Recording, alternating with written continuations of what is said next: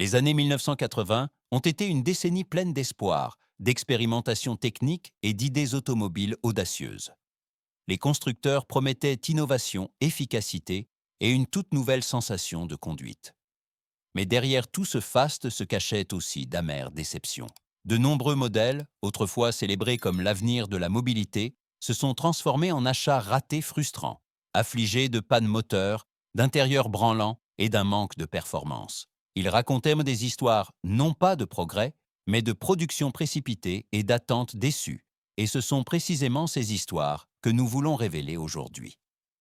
Commençons par la voiture qui était probablement la plus répandue en Europe et dont les défauts étaient aussi bruyants que ses chiffres de vente. 1. Ford Escort, premier modèle. La Ford Escort du début des années 80 s'est lancée avec la promesse d'être la voiture compacte parfaite pour tous. En Europe, elle était omniprésente, une image familière sur les routes et les parkings. Mais plus les attentes étaient grandes, plus la chute était dure. Les conducteurs ont découvert un intérieur qui semblait bon marché et bâclé, des sièges qui devenaient inconfortables après seulement quelques trajets, et des matériaux qui vieillissaient plus vite que les journaux oubliés dans la boîte à gants. Pire encore, cependant, était sa fiabilité. Au lieu de la confiance, l'Escort a offert à ses propriétaires d'innombrables moments d'incertitude. Des problèmes moteurs, des pannes et une accélération qui soupirait plus qu'elle ne propulsait ont marqué l'expérience de conduite. Ceux qui espéraient une dynamique sportive n'ont trouvé que de la déception. L'Escort paraissait lourde, imprécise et souvent dépassée.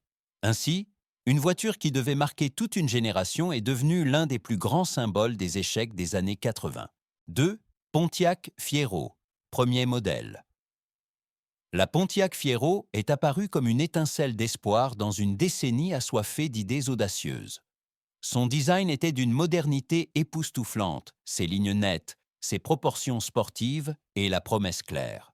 Une voiture de sport à moteur central accessible à tous. De nombreux acheteurs sont tombés amoureux au premier regard de cette silhouette futuriste. Mais ce qui avait commencé de manière si prometteuse s'est avéré être l'un des chapitres les plus tragiques des années 80. Derrière la façade impeccable se cachait un moteur non seulement faible, mais même très dangereux dans les premières années. Des rapports de surchauffe et de véritables incendies de moteurs ont circulé, transformant le rêve d'une voiture de sport abordable en un cauchemar. Le châssis non plus n'a pas convaincu. Au lieu de l'élégance et de la précision attendues d'un concept à moteur central, la Fiero se montrait souvent instable et déséquilibrée. La déception grandissait à chaque kilomètre, et la voiture qui devait annoncer une révolution des voitures de sport américaines est finalement devenue un exemple édifiant de concepts trop ambitieux sans base technique solide. Sur le papier, la Fiero était une sensation. Sur la route, cependant, elle était restée une promesse qui n'a jamais été tenue. 3. Chevrolet Citation. La Chevrolet Citation a commencé son parcours avec une ambition colossale. Elle devait devenir le nouveau modèle à succès américain. Une voiture pour les masses, moderne, pratique et avant-gardiste. Mais à peine avait-elle roulé sur les routes que les premières fissures sont apparues dans la promesse brillante. Les conducteurs ont signalé des bruits étranges, des pièces qui se détachaient, comme si elles n'avaient été montées que provisoirement, et des pannes beaucoup trop fréquentes pour être ignorées comme de simples coïncidences. La conception semblait précipitée, comme si la citation avait été mise au monde avant même d'être prête à voir le jour. Au volant, un autre problème est apparu. La direction réagissait avec hésitation. La maniabilité semblait lourde et imprécise. Ceux qui cherchaient un compagnon solide pour le quotidien ont trouvé un véhicule qui ne tenait que rarement ses promesses. À chaque panne, la frustration grandissait et la citation s'est rapidement transformée en un symbole de la façon dont un projet ambitieux peut échouer lorsque l'assurance qualité est négligée. Sa réputation ne s'est jamais vraiment rétablie. Et c'est ainsi qu'elle reste aujourd'hui un exemple édifiant des erreurs des années 80. Une voiture dont le nom ne rappelle pas le succès, mais les opportunités manquées et les espoirs déçus. 4. Dodge Omni, Plymouth Horizon. La Dodge Omni et sa jumelle, la Plymouth Horizon, sont apparues dans les années 80 comme des héroïnes de l'économie. Pour de nombreuses familles, elles offraient un accès abordable au monde de l'achat automobile, et sur le papier, le concept était presque idéal, compact, efficace, abordable. Mais derrière cette façade raisonnable se cachait un quotidien plein de désillusions. les propriétaires ont signalé des pannes trop fréquentes et trop précoces, des moteurs qui ne tenaient pas leurs promesses publicitaires et des matériaux qui semblaient en fait pour une courte saison plutôt que pour la durée de vie d'une voiture. Les intérieurs claquaient, les sièges perdaient rapidement leur forme et le comportement routier manquait de toute trace de confiance. Les véhicules ne ressemblaient pas à des compagnons fiables, mais plutôt à des compromis acceptés par désir d'économiser de l'argent. Chaque réparation rappelait aux acheteurs que le prix bas avait sa raison d'être. Bien que les modèles aient été populaires au début, ils ont laissé un arrière-goût amer rétrospectivement. L'Omni et la Horizon symbolisent aujourd'hui des voitures qui ont été bien pensées mais mal réalisées. 5. Chevrolet Lumina APV. La Chevrolet Lumina APV était l'une de ces voitures qu'on n'oublie jamais, même si l'on voulait. Avec son look futuriste, presque extraterrestre, elle voulait inaugurer une nouvelle ère de véhicules familiaux. Sa forme ronde, semblable à celle d'un aspirateur, la faisait remarquer partout, mais rarement de manière positive. De nombreux acheteurs se sont retrouvés perplexes face à un monospace qui voulait paraître moderne, mais ressemblait plutôt à une expérience sortie trop tôt du laboratoire. Mais le design inhabituel n'était que le début de la déception. Sur la route, la Lumina APV a rapidement montré ses faiblesses. La maniabilité semblait lourde, surtout quand la voiture était pleine, et le faible moteur V6 semblait constamment fonctionner à la limite, comme s'il devait négocier chaque côte individuellement. Au lieu de dégager de la sécurité et du confort, elle donnait l'impression de toujours être un pas en arrière par rapport à ses propres ambitions. À l'intérieur aussi, l'impression que l'innovation et la praticité quotidienne ne s'harmonisèrent pas persistait. Malgré quelques idées astucieuses, le véhicule manquait de la solidité fondamentale qu'une voiture familiale doit impérativement posséder. Au final, la Lumina APV est restée un symbole de la façon dont le désir d'avenir échoue parfois dans la réalité. 6. Cadillac Cimarron. La Cadillac Cimarron était une tentative de proposer le luxe dans un format plus compact, une démarche par laquelle Cadillac voulait atteindre une nouvelle clientèle. Mais dès le premier regard derrière la marque scintillante, un problème qui a traversé toute son existence s'est révélé.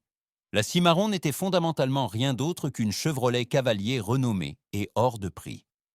Les acheteurs qui s'attendaient à l'élégance et au raffinement pour lesquels Cadillac était réputé depuis des décennies ont trouvé à la place un intérieur qui n'exsudait aucun luxe, des matériaux qui se moquaient de toute prétention haut de gamme et un équipement si minimaliste qu'ils se sont sentis trahis. Techniquement aussi, la Cimarron n'a pas pu défendre ses prétentions. Le moteur semblait faible, les performances de conduite insignifiantes, et chaque kilomètre montrait clairement que sous l'emblème prestigieux se cachait un véhicule qui n'atteignait jamais la classe qu'il voulait promettre. La Cimarron est devenue un symbole de mauvaise décision en matière de conception de produits, une voiture qui a non seulement déçu les acheteurs, mais aussi entaché l'image de la marque. Son nom reste à ce jour un rappel de la dangerosité de susciter des attentes que l'on ne peut pas satisfaire. 7. Chrysler Le Baron, premier modèle. La Chrysler Le Baron du début des années 80 voulait incarner l'élégance, être une touche de luxe à une époque où de nombreux constructeurs cherchaient désespérément une identité. De l'extérieur, elle était effectivement attrayante, avec des lignes qui promettaient style et confort. Mais dès qu'on ouvrait la porte, cette illusion se brisait. L'intérieur craquait comme s'il était fait de bois mince, les garnitures se détachaient, les interrupteurs tombaient en panne sans avertissement. Et chaque défaut donnait l'impression que le véhicule se rebellait contre ses propres ambitions. Les conducteurs qui attendaient avec impatience une expérience de conduite de haute qualité se retrouvaient rapidement dans les garages, frustrés par les innombrables petits défauts qui, accumulés, détruisaient totalement la confiance. En termes de dynamique de conduite non plus, la Le Baron ne pouvait pas marquer de points. L'accélération semblait laborieuse, le châssis imprécis, et l'ensemble de la construction laissait sentir qu'on avait privilégié l'apparence extérieure plutôt que la substance technique.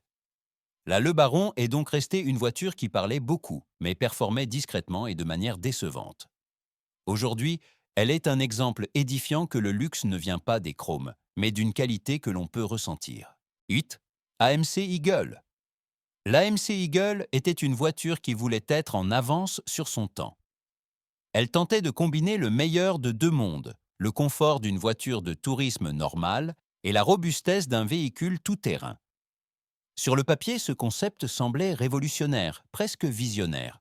Mais dès que l'Eagle a pris la route, il est apparu à quel point il est difficile d'unir deux caractères opposés dans un seul véhicule.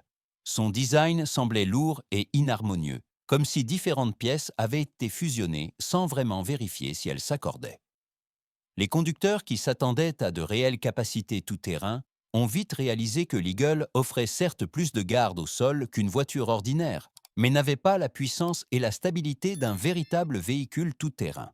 Parallèlement, de nombreux utilisateurs quotidiens se demandaient pourquoi ils devraient conduire une voiture qui, bien qu'ayant l'air robuste, n'était ni particulièrement agile, ni particulièrement confortable sur les routes normales.